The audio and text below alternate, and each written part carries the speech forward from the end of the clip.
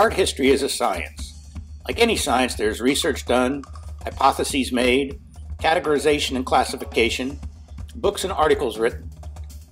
There are beautiful ideas to discover, larger-than-life personalities, intrigue and scandal, all of which keeps it interesting.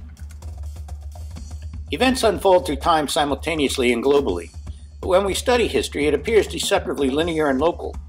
The development of art throughout history is no different, and we can often only get a small picture of it at a time. Art is sometimes classified according to region and time periods. Often the art from these periods have similar characteristics, and it is easy to see the major concerns of the artist both formally and thematically.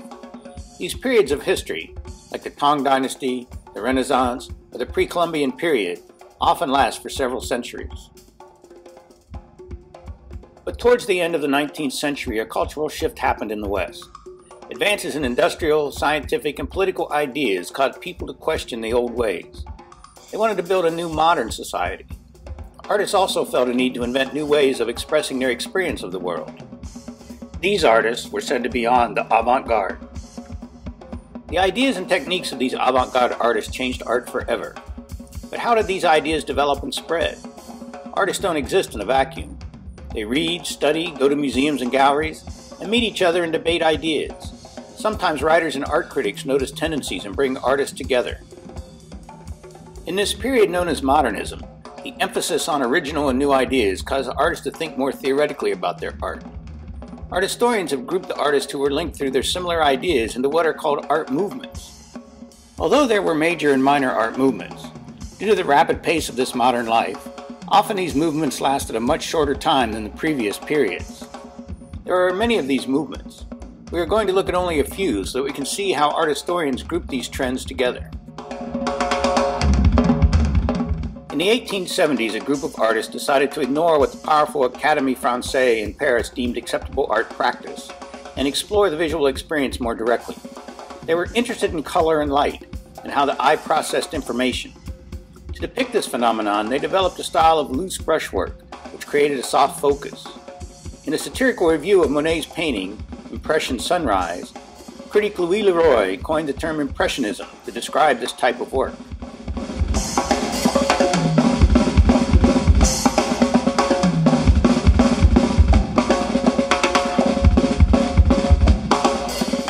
Rejection of the ideas that came before you would become part and parcel of the modernist ethic.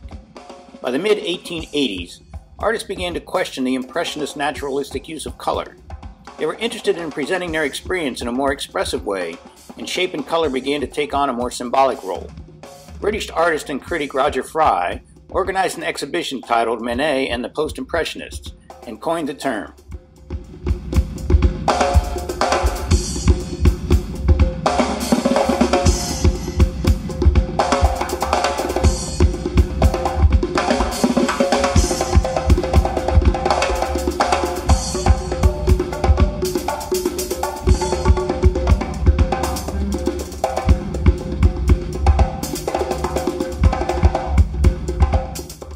Building on this idea, a loosely affiliated group of artists began using bold color and flatter pictorial space. They exhibited together for the first time in the Salon des Arts in 1905, which also happened to have a sculpture of Renaissance artist Donatello in it. Critic Louis Vassel described the show as Donatello among the wild beasts, and the artisan exhibition became known as Les Fauves. While Fauvism as a movement was short-lived, one of the artists involved, Henri Matisse, would emerge as one of the 20th century's most innovative artists.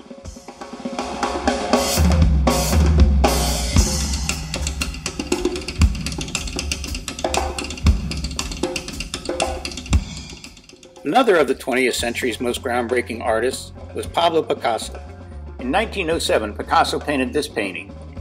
Influenced by Cézanne, with its flattened space, distorted form, and inclusion of African masks, Picasso had moved painting towards a theoretical investigation of form. Picasso was trying to paint these women as they were and not as they looked. Picasso shared a studio with Georges Braque, and together their approach to form was to analyze it, break it apart, and try to represent all aspects of it simultaneously on the flat plane of the picture's surface. Braque's painting, Maison Lestat, caused the same French critic, Louis Vassel, to describe the painting as cubic oddities, That's two movements that the French critic Sarcasm inadvertently named. This approach to form has been dubbed analytical cubism by subsequent historians, and because of its abstract approach to form, was one of the most influential art movements of the 20th century. Concurrently, in Northern Europe, a number of artists were rejecting the depiction of physical reality and were after the expression of a highly charged, pure emotional effect. Using distortion and disharmony, these artists approached color and form as a way to communicate deep feeling. Two groups of artists formed in pre-World War I Germany. One, in Dresden, was called Die Brücke, the bridge, and the other, in Munich, Der Blaue Reiter. These artists took the idea of art as a vehicle for authentic emotional experience to the extreme. They moved closer and closer to full abstraction, and one of their members, Vasily Kandinsky, is credited with making the first fully non-objective painting. Again, this expressionistic movement would have much influence on art in the 20th century.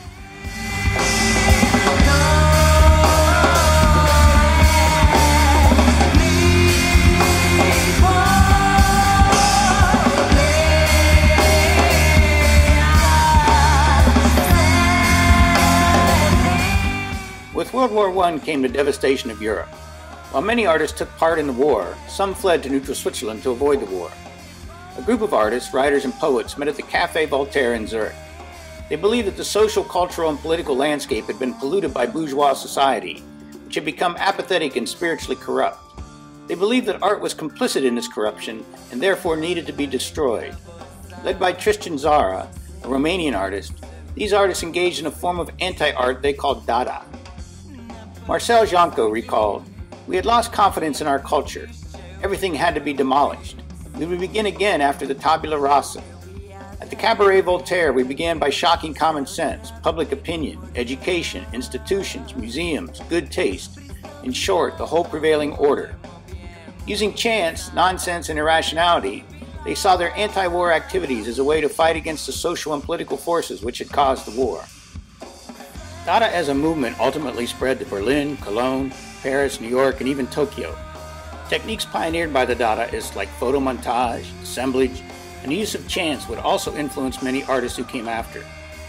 It also had a critical role in changing art from a primarily visual experience to a conceptual one. As the war wound down and Europe began to rebuild, artists were looking for a way to help rebuild culture as well. They understood the Dadaist view that an obsession with rationality had led to the Great War, but rejected the nihilism in their approach. André Breton had studied psychiatry and worked in a neurological ward during World War I.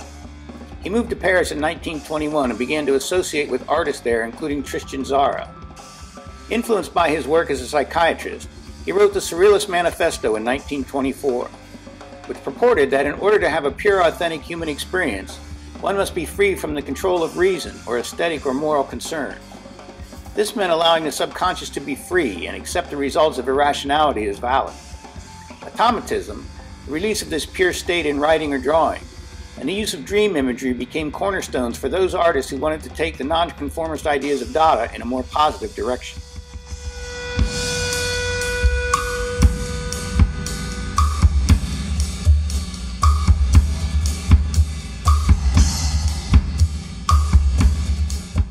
In 1913, an exhibition of modern European art known as the Armory Show had come to New York. Many avant-garde artists were leaving Europe and coming to America as the events leading to World War II began to unfold. The Armory Show, along with the arrival of these European artists, many of whom became teachers, exposed American artists to the ideas of abstraction, surrealism, and rebellion.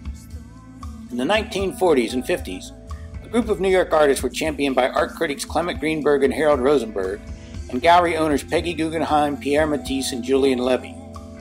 Critic Robert Coates was the first to dub the style of these artists abstract expressionism. It would be the first truly American art movement and effectively move the focus of the art world from Paris to New York. After World War II, there was an economic boom in America. A workforce had returned from Europe, and factories would return to producing consumer goods like cars, televisions, and refrigerators, making life more comfortable and convenient. Television, newspapers, and magazines brought news of this prosperity, and of course the accompanying advertisements for it, into the American consciousness. First in Britain and then in the US, the lowbrow imagery of popular mass media began making its way into artists' work. Rejecting the style and seriousness of the abstract expressionists, artists brought humor and certain democratic ideal to art by using this popular imagery. Although British critic Lawrence Alloway made the connection between popular mass culture and art in 1958, the term pop art was first seen in America during a symposium on pop art at the Museum of Modern Art in 1962.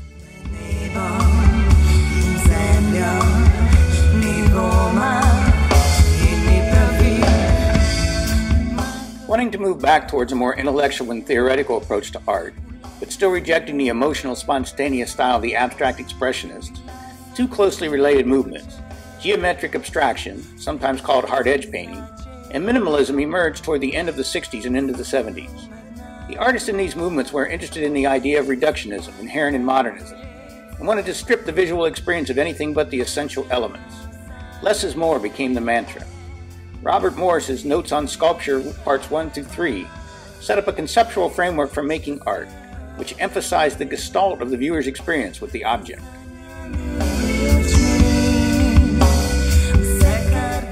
Times, and a period when painting is dead is absolutely the best time to paint, because it's not the preferred sensibility, it's not dictated what painting should look like, nobody cares anyhow.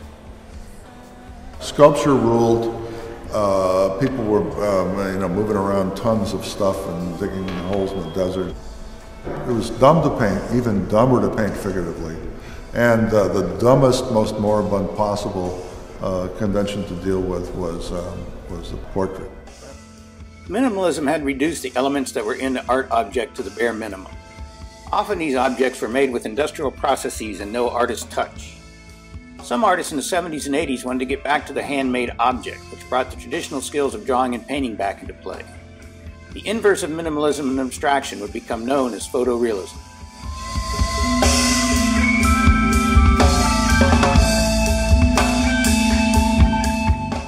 We have only touched on a few of the art movements that took place in the modern period.